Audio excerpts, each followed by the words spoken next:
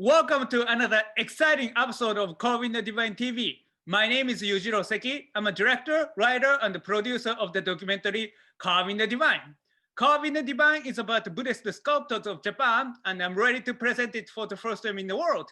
But before I do so, I thought it would be a great idea to introduce basic concept of Buddhism and the history of Buddhism so that when you guys finally watch my documentary, you guys can watch it at the maximum value. Today, we're going to be talking about something super radical.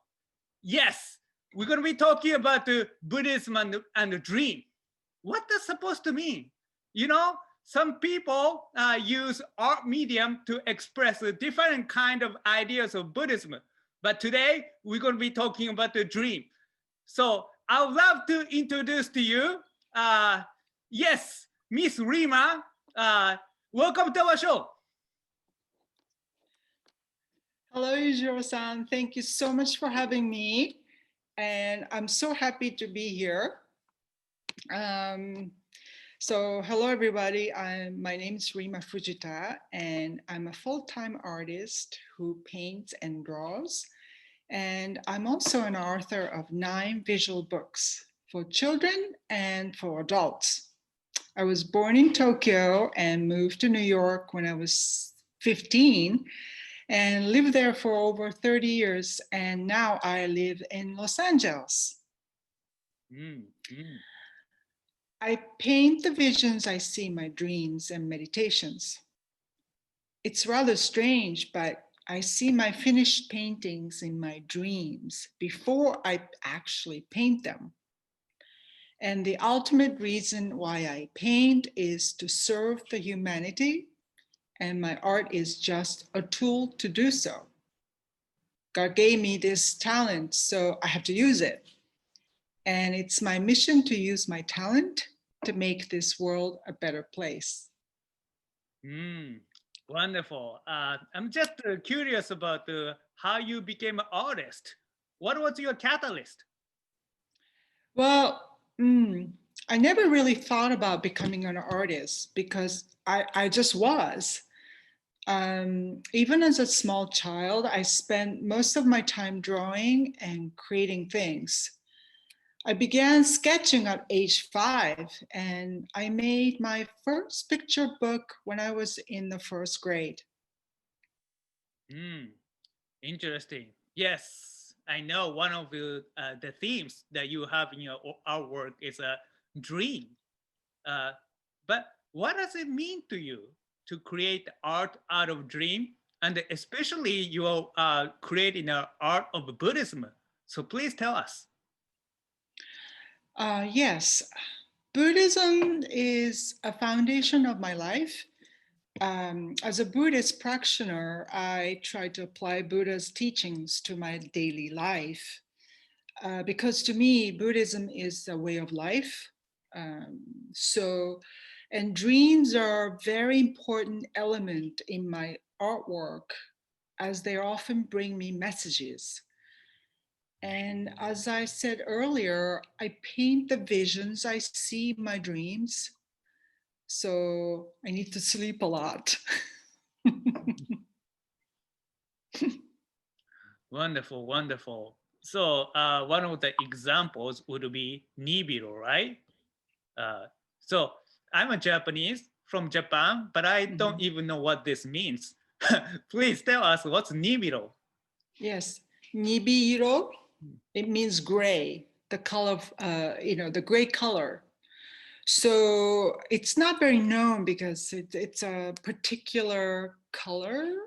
But once somebody told me about this myth that when you combine all the colors of Shangri-La, or let's say heaven, it becomes this exquisite color of gray. It's just so beautiful. And the myth totally fascinated me because I've always painted on black surfaces instead of white. I like to paint on black because it's like putting the light on something that already exists, but cannot be seen because it's dark. So it's like putting a spotlight and bringing something into life. Wonderful. Maybe later you can show us the example of Nibiru, right? No, because it's a color of myth. As I said, it's the combination of all the colors that exist in heaven.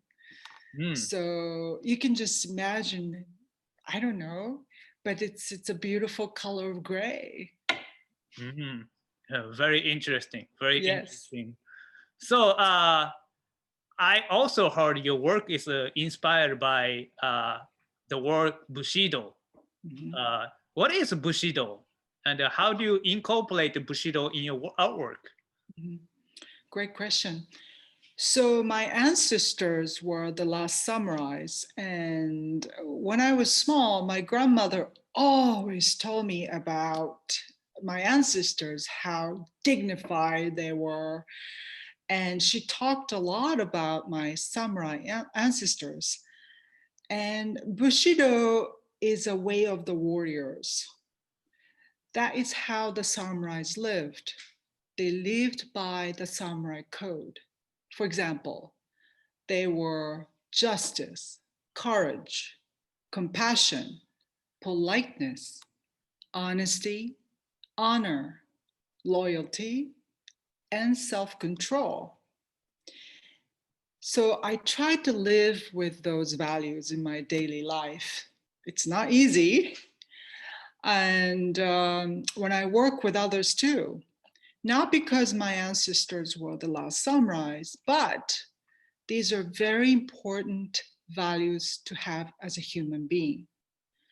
I think in Japan, the philosophy of Bushido is so much integrated in in people's everyday lives. Wonderful. So I know that your love consists of a lot of the idea of love and compassion. But like people around the world, people from all different kind of religious traditions, they always talk about the love and compassion. So I think love and compassion is kind of overused because it's really easy to say it, but when it actually comes to actually practicing it, very few people take action. So with that being said, so what does love and compassion mean to you? And also, how do you use love and compassion in your artwork? Well, once the Dalai Lama said, love is a feeling and compassion is an action. So let's say he talked about this example. If you see a homeless person on the street, you can just pass this homeless person thinking, oh, I feel so bad for him. That's a form of love because it's a feeling. But you actually bring him food. That's an act of compassion. He talked about that. So in everyday life, I try to do an action, even when it's small. I don't get to do it every day, but we can all try to do something small. Even just to say hello to a stranger, and you never know, this person may be having a very bad day, and then you might just bring a smile to this person. And I hope my art brings the awareness of compassion, something loving and kind, something peaceful, something soothing, something uplifting, so that viewers feel good and positive. But it's okay to feel sad and depressed too. I mean, it's only human to have these feelings, right? All human emotions are valuable. And I'm happy when people feel anything when they see my art, because art world today has become way too cerebral. So, and I hope my art brings some kind of comfort too, especially now, the season of uncertainty. Wonderful. I think one of the examples would be Books for Children project, right? That you're working on. Yes. So back in the 90s, I heard a voice in my dream and it said, "Help Tibet now." It was a commanding voice. And I didn't know where Tibet was. I didn't even know who the Dalai Lama was at that time. So I researched and I learned about Tibet's tragedy and current bad situation. But I didn't know what to do to help Tibet as an artist. Then all of a sudden, I began to meet Tibetans. That was really strange. One day I was talking to my first Tibetan friend, and he was telling me that he had no books, no notebooks, no pencils, or anything like that when he was growing up in a refugee camp in South India. Then I got this idea of creating educational picture books for the Tibetan children in order to help preserve their unique language and culture. So far, I created 7 books and have donated more than 15,000 books to exile. Wow. I cannot even imagine what that means, but you're helping out a lot of people. Impressive. Uh, you know what? Everybody talks about the Dalai Lama, and people around the world, they know about the Dalai Lama, but I think very few people know actually what Dalai Lama does or has done. We have a tendency to just worship a famous celebrity, but I think he's a lot more than that. So for people who don't know anything about the Dalai Lama, please tell us about him and why do you think he's so important and great? Mhm. So His Holiness always tries to convince people that he is just another human being, just like us. But I must say that he is one extraordinary person, and his observation skill is incredible. He can instantly notice something so small, yet something so important in that moment when there are hundreds of people in a room, and he actually acts on it. And his ability to pay attention to such small details is mind blowing. And I've also witnessed with my own eyes many times that he treats everybody in the same way, rich or poor, men or women, old or young, famous or not so famous, Asian or Western. I mean, it's not easy to treat everybody the same, especially when you're always in the public eye. And his attitude is so genuine. I mean, that is powerful. And he's very honest and he's very comfortable with himself. He likes to laugh and joke. Yeah. And I've seen him angry or feeling disappointed about something too, of course. He's a human, but he doesn't hold on to those emotions for too long. And like in the next minute, he's laughing already. So he's almost like a child in that way. And I respect him so much because he's someone who has worked so hard all his life to help others. To me, he's the symbol of altruism, which is very much needed in today's world. And also, sometimes when I'm having a difficulty or some kind of problems, he often appears in my dreams and gives me advice or signs. Then, after those dreams, things tend to go smoothly. It's really bizarre, I know, but I have experienced this many times and I feel so fortunate and blessed. Wonderful, wonderful. So, what does it mean to work with him? So, very few people have an opportunity to actually work with him. So, uh, what's the relationship between you and him? Um, he calls me a friend, but to me, he's my teacher, my root guru, meaning he's my most important teacher as a Buddhist and as a human being. And again, he has devoted his entire life to help others, and he walks his talk. He walks his talk. He is a living example of what human beings can achieve. So, and I just find him so inspiring. Mm, wonderful. And you received the award from him, right? Award, I wouldn't, I don't know. To me, it's an award.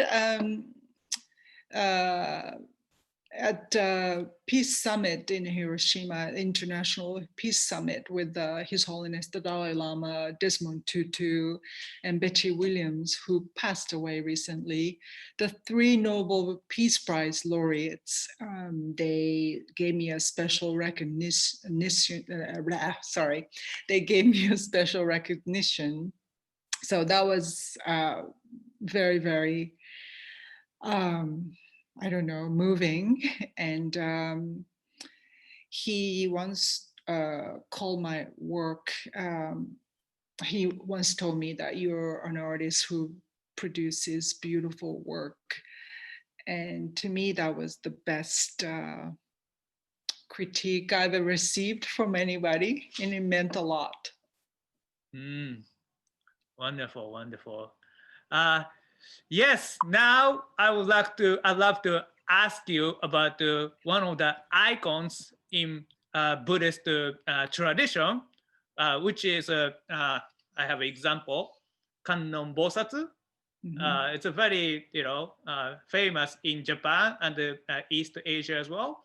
Uh, I was wondering, you told me that you use the image of Kannon Bosatsu in your artwork too. Mhm. So, is there any example, or so can we talk about it a little bit? Of course. So Kannon Bosatsu is a Japanese word for Avalokiteshvara. In Tibetan, we call it Chenrezi. It's a Buddha of compassion, right? So some years ago, I saw this photograph of this statue of Avalokiteshvara, and it's called Kironjo Watisampo. It's a national treasure of Tibet. And when I saw the photo, I got this really strong emotion, and I got goosebumps on my body, and my heart began beating really fast. I didn't know why. It was really strange. Then I heard a fascinating story about this statue of Buddha of compassion. So I found out that this statue was saved by this Tibetan monk in 1959, when the monk carried this life-size statue on his back and he fled to India from Tibet. But the statue often complained, saying, I don't want to be here. I don't like it here. So the monk brought this statue from South India to Dharamshala and then presented it to His Holiness the Dalai Lama. And so now the statue is at the Dalai Lama's temple, and the statue never ever complained again. So I love this story so much. And this Avalokiteshvara is a deity of compassion. And I feel this deep connection to this deity. So again, in Tibetan Buddhism, we call it Chenrezi. And I truly believe that Chenrezi is protecting me. And she or he, well, it's probably both, often visits me in my dreams and brings me some messages sometime. So that you can create your work even more. Maybe. Wonderful, wonderful. Thank you very much for your time today. So I would love to ask you, so what's going on in your world? And what kind of information we can find out about you? So like a social media, website, and all that. So if you could tell us, we'll be very appreciative. Oh, thank you so much. Well, I have a website, rimafujita.com. I'm on Facebook, Instagram, basically. And right now, let's see. Oh, my picture book of the Dalai Lama's life story will be published on his 86th birthday next year from Wisdom Publications.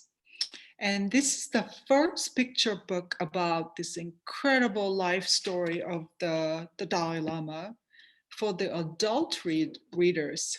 I mean, there have been some children's books about his life, but this one is for grown-ups.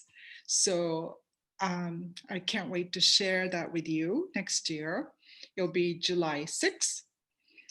And also my solo exhibition in Tokyo will start on November 4th at Shinjuku Isetan Art Gallery. And it's my 27th annual solo show at this gallery. And I'm showing 20 new paintings and some limited edition prints. And the theme this year is, of course, Karuna. It means compassion in Sanskrit. So if you're in Tokyo or Japan, I hope you can visit my exhibition. Wonderful, wonderful. We have a lot of information today, and I'm sure we have a lot to learn today. So yes, if you think this information is useful, make sure to subscribe my YouTube channel, follow me on Twitter and Instagram, and like me on my Facebook, because that's how we do it in the 21st century. So thank you so much, Miss Rima, for coming here and to talk to us about your work and dream and Dalai Lama and your exhibition and everything. So thank you so much. Thank you so much. Thank you, Yujiro-san. Thank you. See you soon.